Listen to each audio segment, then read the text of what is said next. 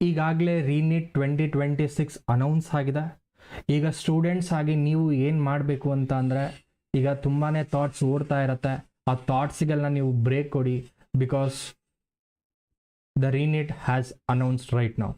Please ಮತ್ತೆ ನಿಮ್ಮ ಬುಕ್ಸ್ಗಳನ್ನು open ಮಾಡಿ, ರಿವೈಸ್ ಮಾಡಿ, ಪ್ಯಾನಿಕ್ ಆಗಬೇಡಿ. ಚೆನ್ನಾಗಾಗಿರೋರಿಗೆ ಮತ್ತೆ ಇನ್ನೂ ಚೆನ್ನಾಗಾಗತ್ತೆ.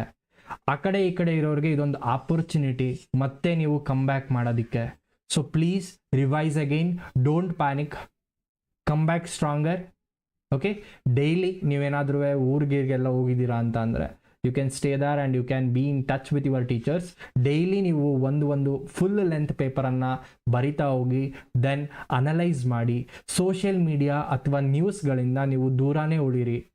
ಓಕೆ, ನಿಮ್ಮ ಟೈಮನ್ನು ವೇಸ್ಟ್ ಮಾಡಿಬಿಡಿ. Once the time is gone, it is gone for ever. Always remember this and B in touch with your teachers. ನಿಮ್ಮ ಟೀಚರ್ಸ್ ಏನೇ ಸಲಹೆ ಕೊಟ್ಟರು ಅಥವಾ ಏನೇ ಗೈಡೆನ್ಸ್ ಕೊಟ್ಟರು ದಯವಿಟ್ಟು ಅದನ್ನು ಪಾಲಿಸಿ ಅಂತ ಹೇಳ್ತಾ wish you all the best.